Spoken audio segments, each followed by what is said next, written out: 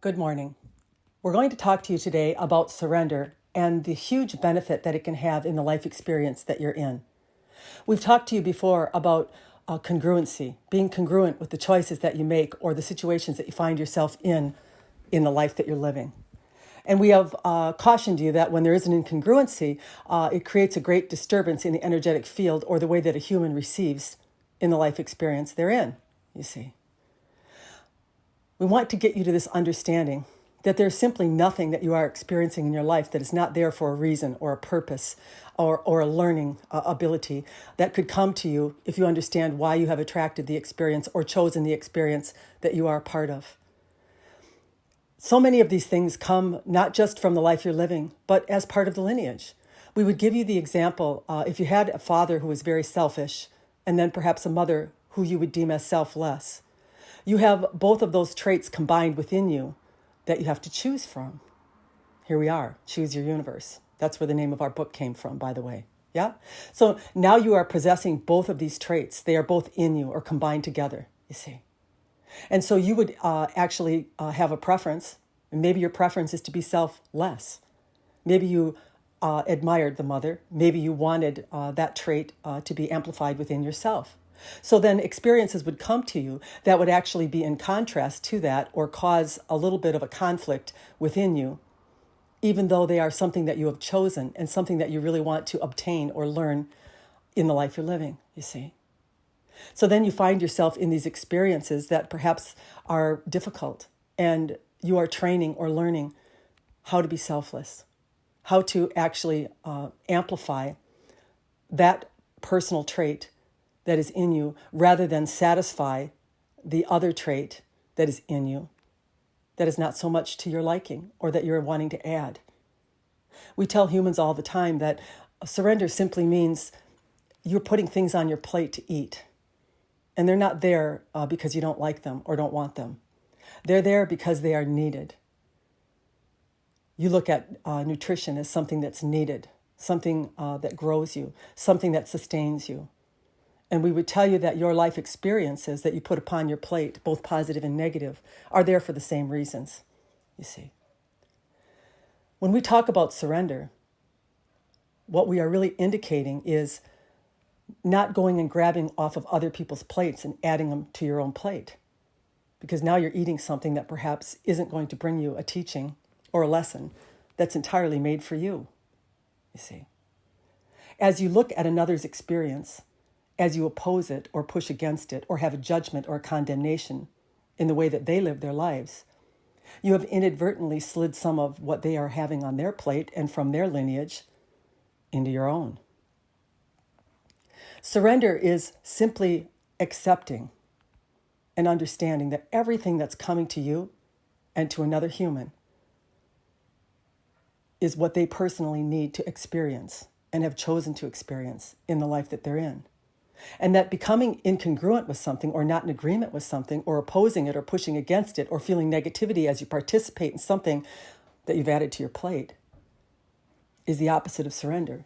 And in the opposite of surrender, you create resistance. And resistance is what stops the flow or all the good stuff or everything that you have become, your intention for your life, to naturally flow to you, through you. Life would just unfold very naturally. It would just come through that conduit from the divine in the form of experiences and relationships, provided you were learning the lessons that you were meant to learn, that you were not opposing and that you were not opposing others. In this non-resistive state, this is creation at its finest. This is where the most satisfying lives come from. Allowing, surrendering, knowing, trusting, believing. Observing yourself when you feel resistive about what your life experience has brought to you. In the understanding that whatever it is, there's an emotion attached to it that I am dealing with. And I'm going to deal with it, you see. As you stop opposing others, as you stop judging others the way that they live their lives, the conduit opens and the human starts to transform in the match to itself, to its divine counterpart. And in that match, the divine starts to govern the human. And so the human's behavior changes. And therefore, what the human attracts to itself is a match to the divine counterpart of all the things that you have created by everything you have gone through, you see. So surrender is not giving up what it is you're desiring to achieve or have. That's not what it is. It's giving up all those other things as the reason you can't have it. As observing others in their experience and not liking how they are experiencing. As perhaps being in a situation of a job that you do not like and then holding resentment and opposition surrounding that job, instead of accepting what it provides for you, being grateful for why you are there, and steadily waiting for more to come to you. It's in the knowing that you're not a victim, that there's nothing coming to you that's not needed, and it's the same for anyone else, and that your nose doesn't need to be in anyone else's business, or how they're living their life, or how they see things, even when you think they are seeing them in a way that is not acceptable to you, because you become the emanator of resistance. Surrender isn't giving up. Surrendering is opening up. It's I feel everything. I allow everything. I judge nothing. I condemn nothing. Right now, this is where I am in my life. I'm in the child rearing years. I'm in my earning years. I'm in my retirement years. And we would tell you that all of those different phases of life can come with conflict. It can be difficult raising children and being confined. It can be difficult working in jobs in our middle years and feeling as though we are forced into it and it is not to our liking. It can be difficult aging and seeing our bodies somewhat deteriorate or not be capable of what they were once capable of. These are all incongruencies, though, however. These are all resistive thoughts that a human is choosing to add to their plate in regard to the situations that they are having. You have a choice on how you want to choose your universe, how you want to view the stage of life that you are in. You can view it from a resistive point and therefore create more resistance, more of exactly what you're not wanting, more of a negative emotion, more incongruencies. Or you can decide, why did I choose this? What am I to learn by this experience? What can I be the emanator of that I want to see in the world? These are the choices that you have in surrender. Surrender is not giving up. Everything that you are desiring in your life is culminating. But it's not just culminating in the desire that you hold. It's culminating in the all of you, in all that you hold. And so what will come to you, oftentimes, may be quite different than the thing that you are holding on to as a human. And you must surrender to this idea too, this rigidity of it has to be this way, it has to come this way. This is the only thing that will make me happy. This is the only way I will be happy. Because in this way, that is resistive again. Go about your life as though everything is intended for the purpose of aligning you to the perfect expression that you personally want to have. And allow the natural flow of the universe that contains everything of you in it to bring that to you through your surrender to it. I'm joyful just in the idea that I'm holding a desire. I'm joyful just in the idea that I am a creator.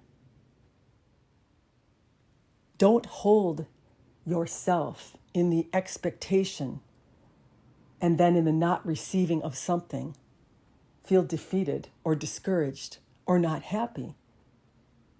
Because the creation is about the journey. The creation is about the understanding, the unraveling, the unfolding, the unknowing of what the universe will magically bring to you. So give up the idea that you're the one, you the human, that you're the one that's making things happen through efforting and through struggle and through strife and through what you like or don't like. As a human, the divine's doing that. The divine is the transmuter of everything you feel.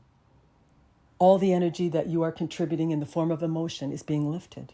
All of it is being magically conformed to the perfect fit for you that you as a human can't possibly culminate or imagine for yourself.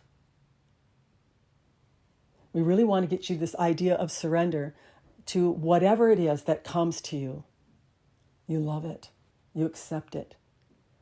You do the best that you can with it. And you move to the positive aspect of it. And you follow the preference and the desire that is born of it. Not in the justification of how you feel. Not in opposing and thinking that you are victimized. Not in trying to change it. Not in trying to enforce it into something that you believe it should, quote unquote, be. But that each experience is looked upon as needed, as a teaching element, as in the example that we gave you, that you are coming here with multiple aspects or traits that are passed on to you through your lineage. So a lot of it you're not going to have any awareness of. You see, but you do have a preference. And as you viewed your ancestry, whether it be your parents or whether it's just something passed in from their parents, there's an awareness of it, of what they lived, of how they felt. And now you as a human take that awareness of what they lived and what they felt, and you decide what you will live and what you will feel, what your preference is, in fact, how you will add to the lineage, how you will add to those that come after you. It's a big job. Do it well. Good day.